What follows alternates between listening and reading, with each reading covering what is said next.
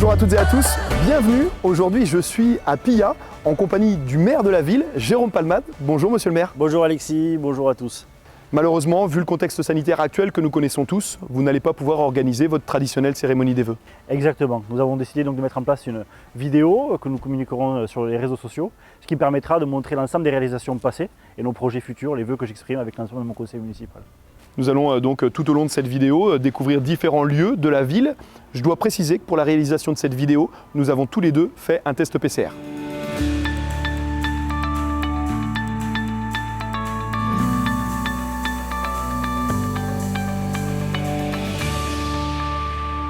On a fait quelques mètres depuis l'endroit où nous nous trouvions tout à l'heure, l'arrière de l'hôtel de ville. Monsieur le maire, je voudrais que vous reveniez ici sur les projets que vous avez déjà réalisés depuis votre arrivée. La première action a été de mettre en place l'accès pour les personnes à mobilité réduite au sein de la Poste. Ensuite, nous avons créé le service public de la création des pièces d'identité au sein de la collectivité. Alors les services publics, c'est fondamental, vous avez raison. Je sais qu'il y a aussi des choses qui ont été faites sur la voirie. Oui, nous avons refait le rond-point de la Goutte de Sang, le parking de la rue Blaise Pascal. Nous avons aussi refait la route au niveau du Maréchal Joffre et rue Sainte-Anne. Le projet au mois de février verra le jour de la rue Ernest Féroul.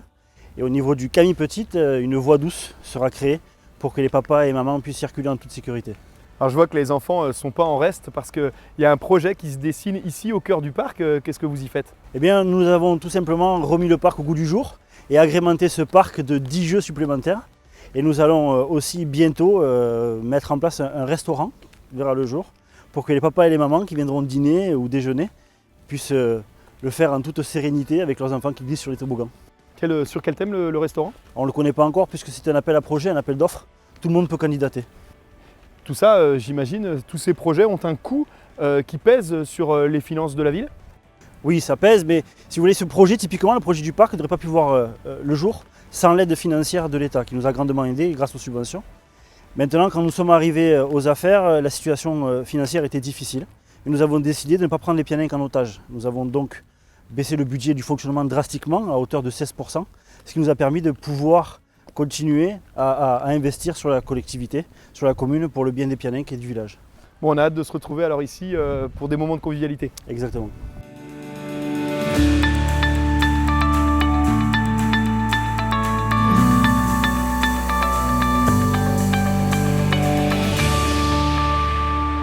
On a changé de lieu, maintenant nous sommes place du village, monsieur le maire, un espace là aussi j'imagine de convivialité, on en parlait à l'instant, où sont organisées quelques festivités. Exactement, nous avons eu à cœur de mettre en place avec mon équipe une festivité par mois, lorsque la situation sanitaire me le permet.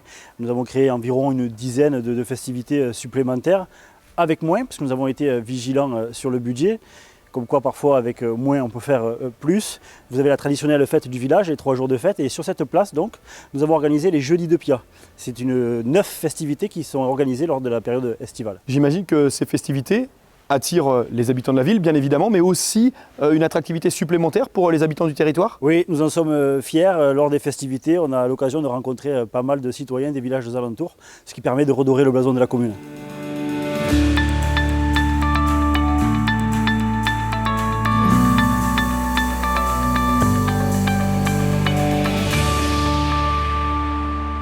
Monsieur le maire, dans la première partie de cette vidéo, nous sommes revenus sur vos réalisations.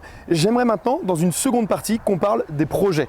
Et j'imagine que vous en avez pour la ville. Vous avez raison et ils sont nombreux. Cette année, nous avons décidé d'axer notre politique sur la remise en état des voiries et des trottoirs. Donc déjà 2 études sont lancées, une sur le chemin des Vignes, l'autre sur le chemin de la Poudrière. C'est des dossiers qui datent de 20 ans. Mon équipe a décidé de prendre le dossier à bras le corps.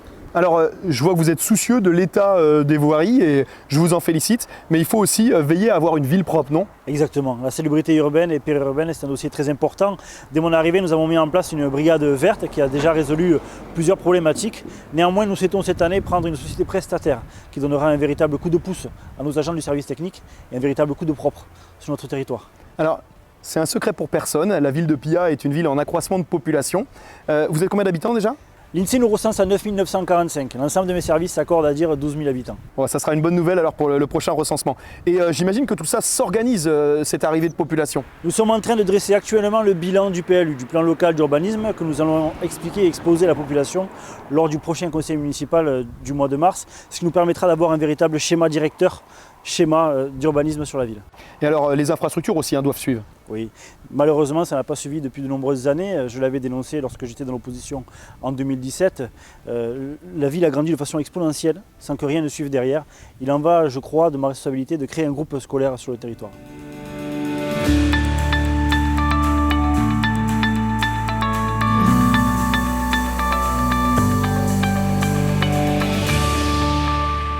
Avec une ville en telle effervescence, des réalisations, des projets, est-ce que vous avez déjà des premiers retours de votre population ? On en a, et puis on les met souvent à contribution pour des votes, et puis on essaye de réaliser vraiment une réelle proximité. Par exemple, pour les conseils municipaux, ils sont diffusés maintenant en direct sur notre plateforme Facebook, et nous distribuons à 100 personnes tirées au sort sur liste électorale le conseil municipal 5 jours avant, comme tous les élus, et ils peuvent voter, leur vote est consultatif, mais en tout cas leur voix est comptée et écoutée. Et est-ce qu'en plus vous faites des consultations de la population à travers des réunions publiques? Alors j'imagine que c'est un peu difficile en ce moment vu le contexte, mais en temps normal? Alors, pour la consultation, par exemple, nous allons mettre en place un conseil municipal jeune qui aura de véritables dossiers avec des élus en place au conseil municipal qui seront sous tutelle, tout simplement. Et nous allons leur proposer de véritables dossiers à délibérer. Par exemple, cette année, nous allons réaliser un parc d'adolescents avec skatepark, city stade, les zones de crossfit, street workout. Ça sera à eux de choisir le lieu et l'emplacement, parce que qui de mieux que les utilisateurs pour réellement toucher leur intérêt. Vous savez, généralement on dit que les élus, une fois en place, après on les voit pas trop ou pas assez souvent, on les voit qu'en période électorale. Nous avons décidé avec mes élus et l'ensemble de mon conseil municipal de faire le traditionnel porte-à-porte qui a lieu normalement en période électorale. Nous allons le faire tous les mois de février de chaque année pour connaître réellement les attentes de chaque citoyen de la ville et pouvoir répondre vraiment à leurs doléances. Les réunions publiques, comme vous me le disiez tout à l'heure, on en a organisé une. On l'a nommée Transparence et Vérité. Nous les faisions généralement au mois d'octobre et de novembre. Nous la referons cette année si la situation sanitaire nous le permet. Et permettez-moi de faire un petit mea culpa. Nous avons eu de nombreuses personnes qui se sont déplacées. On n'en attendait pas tant. Nous avons été satisfaits. Malheureusement, je n'ai pas enregistré ni diffusé cette réunion. À l'avenir, elle sera enregistrée en direct et diffusée en direct sur les plateformes Facebook. Et alors, permettez-moi de vous poser une question peut-être un petit peu personnelle. L'élection présidentielle approche. Est-ce que vous savez déjà à qui vous allez attribuer votre parrainage? Non. Vous avez peut-être lu dans la presse, je souhaite, vous savez, j'ai vraiment la démocratie jusqu'au boutiste dans mon idée et je voudrais vraiment que la population se prononce sur le parrainage qu'ils souhaitent que j'attribue.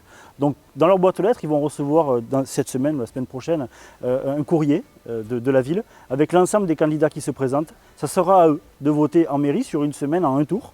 Le candidat qui sortira majoritaire aura le parrainage de la ville de Pierre.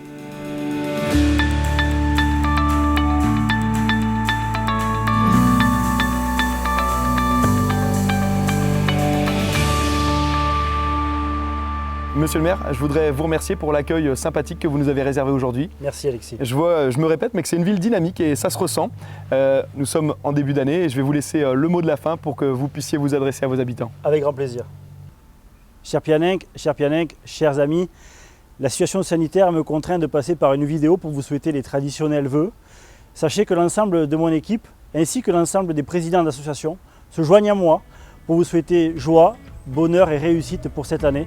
Prenez soin de vous et de vos proches et je vous dis à très bientôt. L'association Solera vous souhaite une bonne année 2022. Les Bordeaux de Pia vous souhaite une bonne année 2022. Les Restaurants du Cœur vous souhaitent une très belle et bonne année.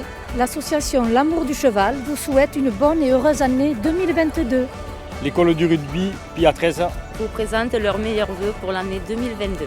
Les anciens combattants vous souhaitent une bonne année 2022. Le Pi Atelier Théâtre vous souhaite une bonne année. L'association Arts Martiaux Catalans vous souhaite une bonne année 2022. L'association Bien Vivre à Pia vous souhaite une très bonne année 2022. L'Allegrie Pianenc vous souhaite une bonne et heureuse année 2022. Bonne année. La CCA de Pia vous souhaite une bonne année 2022. Le 13 baroudeur de Pia vous souhaite une bonne année 2022. L'association des commerçants et des artisans vous souhaite une très bonne année 2022. Le club de boxe pied-point, kickboxing, taille et pancrace vous souhaite une bonne année 2022. Le club Salanque Méditerranée 15 vous souhaite une excellente nouvelle année 2022. Le club de basket Pia Bonpass Cléra vous souhaite une bonne année 2022.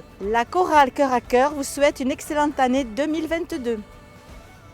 L'association Pia Amistad vous souhaite une excellente année 2022. Le club 3e âge, la joie de vivre et Concept Tricot vous souhaite une bonne année 2022. Le Souvenir français vous souhaite une bonne année 2022. L'association Plaisir Créatif vous souhaite une très bonne année 2022. Pia Informatique vous souhaite une très bonne année 2022. Tous les danseurs de Happy Country vous souhaitent une bonne année 2022. Les Diams et Louisiane Jazz Band vous souhaitent une bonne année 2022. La boîte à ouvrage vous souhaite une excellente année 2022 et tout à vos aiguilles. Les mains créatives vous souhaitent une très bonne et heureuse année 2022. New School Dance vous souhaite une excellente année 2022, sportive et dans le respect de tous. Pia Andaban vous souhaite une heureuse et bonne année 2022. L'association d'études en parapsychologie ICES et l'association de pop culture à Geektail vous souhaitent une merveilleuse année 2022. Pia Patchwork vous souhaite une excellente année 2022. Les membres du Pia Tennis Club vous souhaitent une excellente année 2022.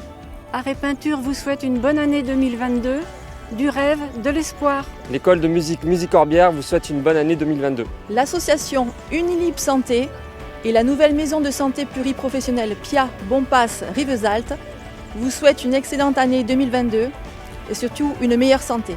Le groupe médiéval des Compagnons d'Ancelin vous souhaite une excellente année 2022. Yoga Santé vous souhaite pour la 2022 une très bonne année.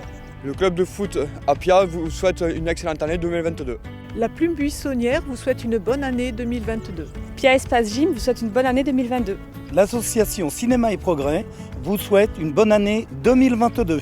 L'association Piadé vous souhaite une bonne année 2022. L'association Show Ever Et les voix off, vous souhaite une bonne année 2022. Le comité des fêtes vous souhaite une très bonne année 2022.